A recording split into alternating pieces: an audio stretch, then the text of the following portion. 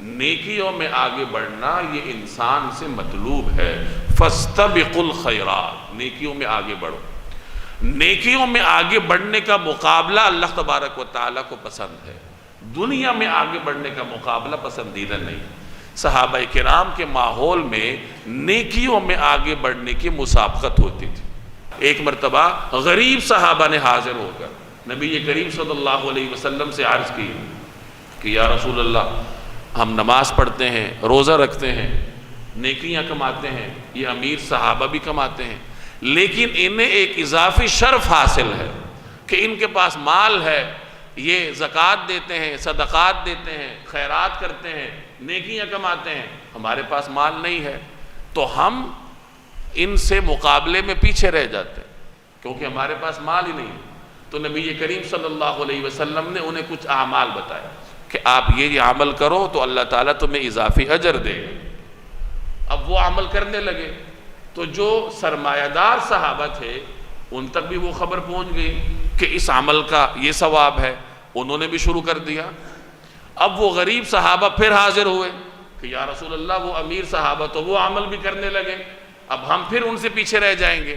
تو پھر آپ نے فرمایا کہ یہ تو اللہ کی مشیت ہے، وہ جس کو چاہتا ہے نوازتا ہے۔ تو یہ صحابہ کا کہ ماحول کا مزاج تھا کہ وہ ایک دوسرے سے آگے بڑھتے تھے لیکن نیکیوں میں، اور ہمارا ماحول یہ ہے کہ ہمیں نیکیوں کی کوئی فکر نہیں ہوتی، بس ہم آگے بڑھنے کی کوشش کرتے ہیں دنیا میں۔ ہمارے ماحول میں جب بچوں کا تقابل کیا جاتا ہے دوسرے کے بچوں سے تو نمبروں کے ساتھ کیا جاتا ہے کہ فلاں بچے نے ایف ایس سی میں اتنے نمبر لیے ہیں، تمہارے 5 نمبر کم کیوں ہیں؟ فلاں بچے نے میٹرک میں اتنے نمبر لیے ہیں، تمہارے 5 نمبر کم کیوں ہیں؟ شاید ہی ایسا کوئی گھرانہ ہو جہاں بچے سے کہا جاتا ہو کہ فلاں بچے اپنے والدین کے ساتھ فجر کی نماز میں مسجد میں موجود ہوتے ہیں، تم گھر میں کیوں سوئے رہتے ہو؟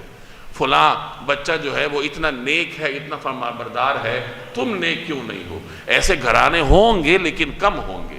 تو کوشش کرنی چاہیے کہ انسان مقابلہ کرے، آگے بڑھے، نیکیوں میں آگے بڑھے، خود بھی آگے بڑھے اور اپنی اولاد کو بھی اسی طرح متوجہ کرنے کی کوشش کرے۔ کبھی بھی عبادات میں کسی خاص تعداد پر اکتفا نہیں کرنا چاہیے، کوشش کرنی چاہیے کہ انسان آگے بڑھے۔ پہلے فرائض پڑھتا تھا، اب سنتیں بھی شروع کر دے۔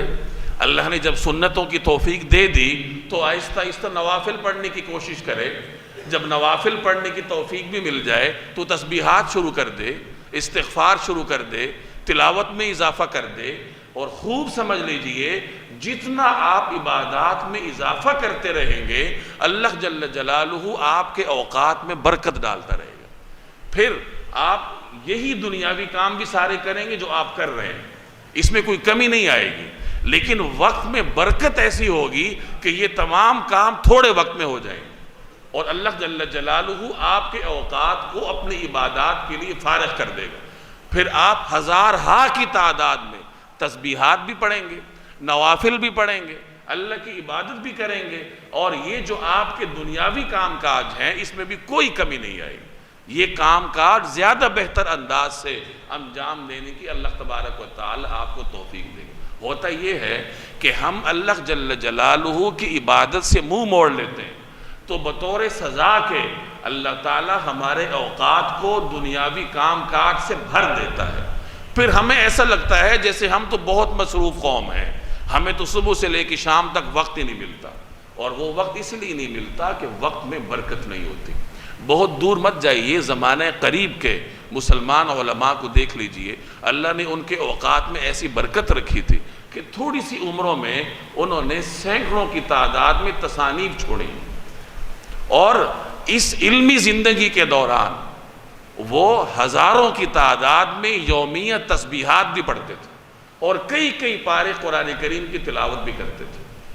اب یہ سارے کام کاج تھوڑے سے وقت میں اللہ تبارک و تعالی انہیں انجام دینے کی توفیق دیتا تھا۔ اس لیے میں عرض کر رہا ہوں کہ ہمیں یہ کوشش کرنی چاہیے کہ عبادات پر اکتفا نہ کریں بلکہ عبادات میں آگے بڑھنے کی کوشش کریں۔